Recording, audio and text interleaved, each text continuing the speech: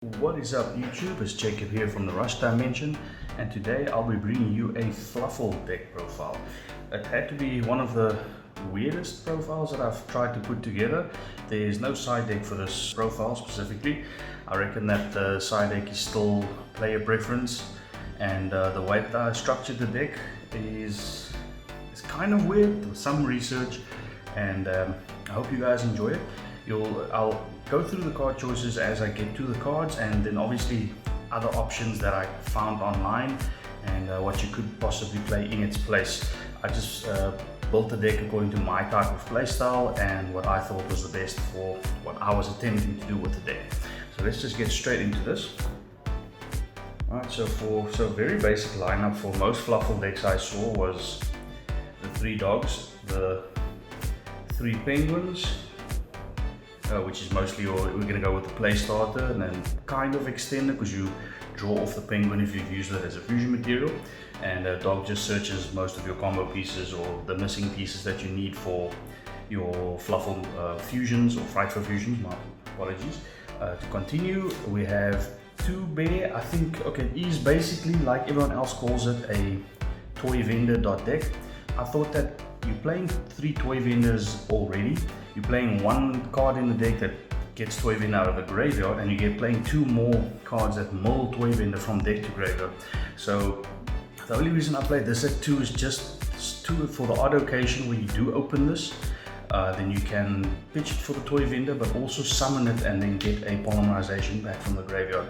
So because I only played the 3 polymerizations and 1 Frightful fusion, this was mostly just for recursion in your late game or in the grind game further down. Just the 1 Fluffal Dolphin.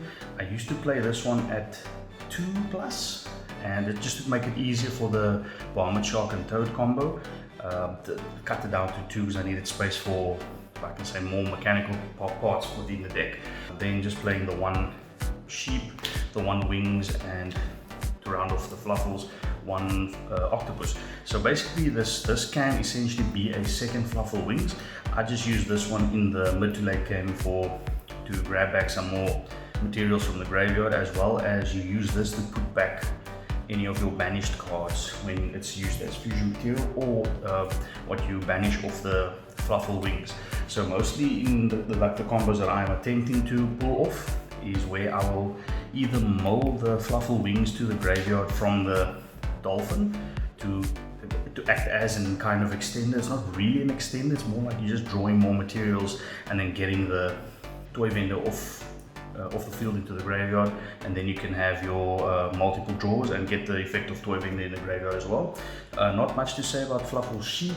Was the only one I could find that was an actual extender, which you can have any Fluffal monster on field, and this can be special summon from your hand. You can bounce a Fluffal card from field to hand, and then you can special summon a Imp card from your hand or graveyard. So very good extender. For the other lists, I would play multiple Fluffal Sheep just to be able to see it in your hand, but you can search it throughout the combo, because it's a very small board that you kind of end with in general, so you don't really need to see too many of this, or it's mandatory to see the card. But anyway, so that's it for the Fluffal lineup. Very basic, and I think pretty standard as well. Then going into the Edge Imp, so this is where I kind of edited a bit the list. So I did the 3 Edge Imp chain because it's like the best one actually to find in your starting hand, or one of the cards that you want to be searching off the patchwork. I played 1 Sabers and the 1 Scythe. So my reasoning behind this is you need the Scythe to be able to fuse in your opponent's turn. So you kind of want to either draw this, or you want to have it searched somewhere throughout the combo. So once you've kind of gotten off one of the Edge Imps in one of your fusions, and you link it off, and your next search will have to be the Scythe.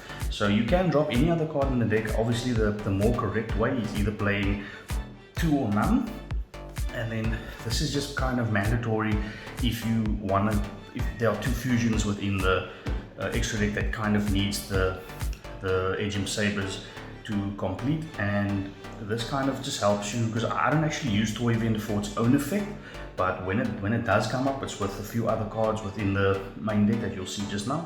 and it's just to have the best chance of seeing a Fluffal card that you can then special summon, or then just getting something into the graveyard, for example. So that's the only reason why this is there. I don't actually use this for its own effect a lot, but it does come up and it does save your butt a few times if you need a Edgem card on field to be able to fuse with.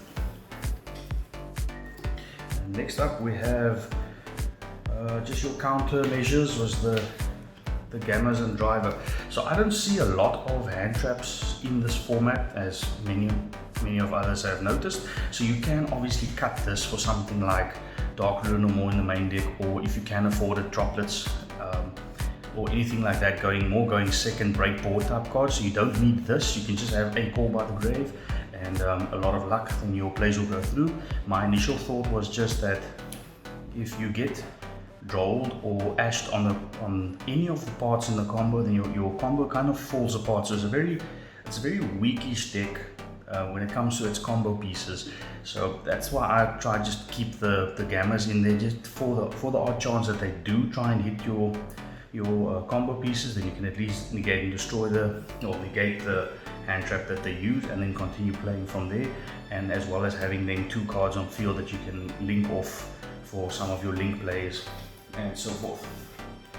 Then for the spice that most people have been playing, I saw Golden Lord. So my thinking behind the Golden Lord is not, again, I don't use this for its body on field effect, but it does come up a lot of times, and if you don't need it as a material, then you can just leave it on field. But the main idea, as you'll see within the combo section of the video, that you can actually, if you have Toy Vendor on the field, you can use the Toy Vendor to pitch this, and it actually doesn't matter what you top deck off the Toy Vendor. You can then use the Golden Lord in graveyard to send the Toy Vendor off the field, to have this put back in your hand and special summon. So you kind of have an extender, and then get your effect of the Toy Vendor off as well. And there's nothing better than actually blind attempting your Toy Vendor and then top decking a Golden Lord, which then has to be sent off the effect of the Toy Vendor, and then you can just use the effect of Golden Lord in grave. So this was a very good extender. This is played over like your second Fluffal Wings, for example. It's just a better Fluffal Wings essentially. I just play the one Fluffal Wing because throughout your combo you have one attempt where you can mull a Edgem Sabers or a Fluffal card off the Dolphin, I think. Yes, it's Dolphin. And this unfortunately does not fall under that category, so you kind of want to just have that one Fluffal Wings that you can send in the graveyard that does the same thing as Golden Lord. And I actually thought about jumping this up to 3, but damn, then it just becomes slightly too bricky, and I don't have enough spell cards that you kind of want to send off Golden Lord for its effect. But this is a board break card for that effect. If you have extra spells in hand, especially Toy Vendor, you can use Golden Lord with Toy Vendor, send it from hand to graveyard, and then remove a card off the field. And that's pretty dope, and one of the bigger reasons that I put this card in the deck. And then going in next, that's just the one Scythe. Scythe is just too good not to play. When the format changes, you can actually drop Scythe and then go for something like Moral Tack, and for the double pop off the Cruel Whale. Just the Scythe that just came up obviously a lot more, and it's format related. You don't have to play this, you can drop this out and just have a normal pop setup from your Fright Fur cards. Going into the spells, Toy Vendor deck obviously, so you can't play less than 3 Toy Vendors. If there were more Toy Vendor like cards that you could use that does the same thing as Toy Vendor, I would have been playing them. But this is the best card in the deck if you can resolve this, and you actually can resolve this card more than 3 times if you do the combo correctly, and if you're not stopped, then you have multiple draws of the card, multiple effects that you can resolve using the Toy Vendor. And then next will be the best one, is the Fright Fur Patchwork. I did attempt to drop the one, mainly because it's a different rarity. No, I'm just kidding. I had to cut something, so I cut off the one Patchwork just to try and make space for other things, and I ended up putting the card back because I found myself not drawing into enough Edgem cards, as well as attempting to see the Edgem Scythe. So the thinking was I cut one of these for a second Scythe, and unfortunately it didn't gel as well as I thought it would. So I put back the third Frightful Patchwork, and it's a lot more consistent. So for your consistency cards, it will be those, and then also including the Foolish Burial Goods, mainly to pitch off to get the toy bin into the grave. And then I also added in the new edition Royal Penguin Garden, because this can actually search the Fluffal Penguin, and it actually works out quite well. This being a continuous spell card, you can use your Golden Lord in graveyard to knock this off the field, to be able to special summon itself back, and as well as if you did not go full combo, then you can use your Cruel Whale to pop this instead of something important on your side of the field. And then another tech of note that you can do with this card is you can actually manipulate the level of one of your penguins on field or in your hand, just to get a card pitched. So if you have like a Edge Imp chain in your hand and you have no way of getting it into the graveyard, you can use this card to manipulate a level on field or in your hand of one of your penguin cards, which is Fluffal Penguin only, and then you can pitch a card off that and then carry on with your combo using that route. And that is just those for the consistency cards. Then obviously 3 polymerization. I was playing 2 for the most part, and it just, you don't see it enough times, and it kind of breaks my heart. So I went up to 3, and it was the best choice so far. 1 Frightful Fusion. Don't need more of this. It's kind of difficult because you're banishing materials, so you want to do this way later when you have enough materials in graveyard. 1 Repair, because it's repair, it's your extender, and just 1 is actually fine. Although if you can fit into, this is actually a card I would look at and putting in a second one, just for the follow-up, or depending on your playstyle. But mine specifically, I just needed the 1, and then just 1 call by. You don't need call by for this format. I just prefer call by because stupid cards like Lancia can actually make a difference in what your end board looks like. So I wanted to have the best chance of resolving my combo to its fullest extent. So call by just as the last choice to be able to get around things like Droll and Ash Blossom, and specifically Lancia, so that you can get your combos through. And then going over to the extra deck, I play 3 Fail Whales. So Cruel Whale, I play 3 specifically because you use 1 in your combo. You use the second one most of the time in your opponent's turn. If you drop your Edge Imp Scythe completely, then you can get away with just playing 2, or then you should drop the number of Fail Whales to 2. Alternatively, the thinking was you use 1 in your combo, use the second one in your opponent's turn, use the third one for the follow-up if you don't see your Edge Imp Sabers in grave or in hand, because your follow-up play would result in either using Frightful Sabertooth or Tiger. Then I played 2 Frightful Krakens. The reason I played 2 of these is because there is, with those awkward hands where you have like you're able to fuse something, but you need to fuse before you have your cross sheep on field. So you have a fusion that you could make, and then you have to link something off to make cross sheep, and then to be able to trigger the cross sheep, instead of making a second Cruel Whale, I use it to make 1 Kraken to trigger the card, the cross sheep, so that you can get your combo off in that way. And the reason why then going with 2 and not just any other card is that in the long run, I'll rather have 2 of these than just the 1 and then a dud other Frightful card that is done in a similar sense. So that should you go second and you're attempting the Kraken and they either negate or destroy or something, then you have another one for follow-up. And this with Borrelsaw is actually a lot of game. Going into the next one, this is like I said, I play the 1 Tiger and the 1 Sabertooth, the 1 just to destroy things on field, and the other one mainly because it's kind of like an extender, it can reborn the other Frightful cards from the graveyard. And the fact that if you fusion summon this correctly, like off the Frightful Fusion, using 3+ materials, well, most of the time I just use 3, then you can actually make this unaffected, well, not unaffected, it cannot be destroyed by battle or card effects. So having this on field on your end board and then just switching it to attack and then sitting on this for a while, this and Golden Lord is kind of a very difficult combination to get rid of when they are on the field. Right, so that is it for the fusion sections. For the Xyz, we run the 1 Abyss Dweller, we run the 1 to Tornado Dragon, Barmouth Shark, and Toad. So the thinking behind this is very mandatory. One of my favorite parts of the combo, because I'm a very big Mermail player. Check out the next video of the Mermails that I'll be doing soon. And having this on your inboard with everything else that you have is quite suppressive. And then this going to the graveyard, you can either add back your penguin, your dolphin, and continuing your plays from there, or extending, or just getting enough damage on board or materials on board to make damage on board. And then the Abyss Dweller, because yes, you do have a lot of waters and you can actually pull off Abyss Dweller, and with its full effect of gaining 500 for itself and everything else on field, including the Cruel Whale, because it just happened to be water as well, and the Kraken is water as well, so it makes the OTKs a lot easier if you have a Abyss Dweller on the field as well.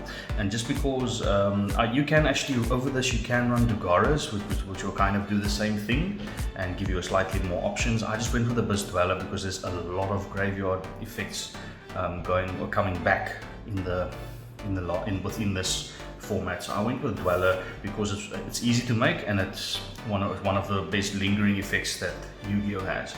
And then I went with Tornado Dragon because yet again there is that awkward situation where your hand is just not good enough.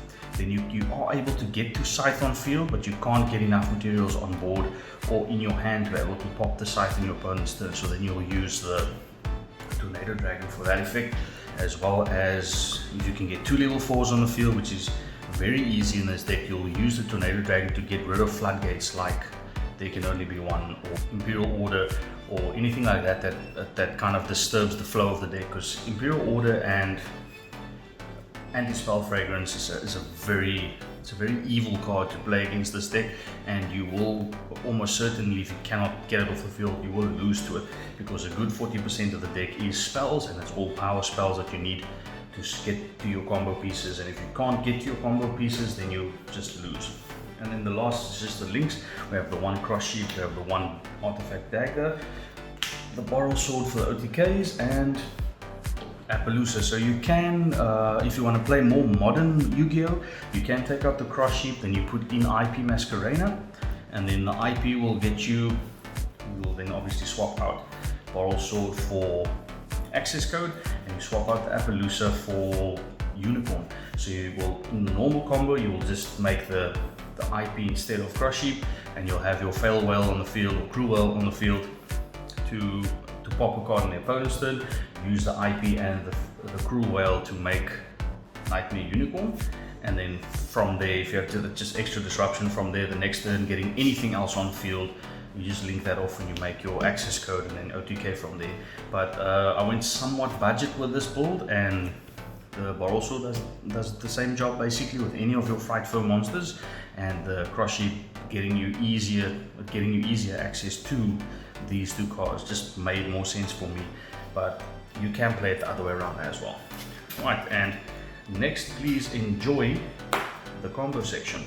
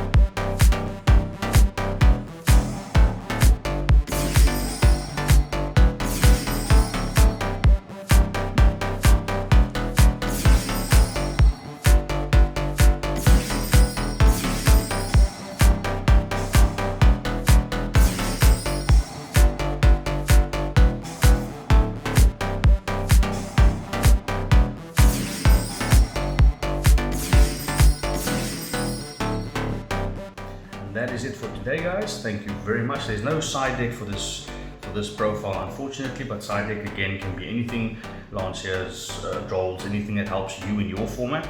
And please hit the like button if you liked the video, dislike if you didn't. Comment section, please let me know if there's any way that you would have changed the deck, any comments about the deck that you prefer or that you would have changed.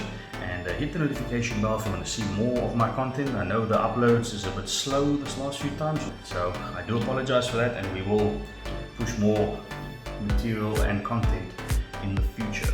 And thank you very much. Peace.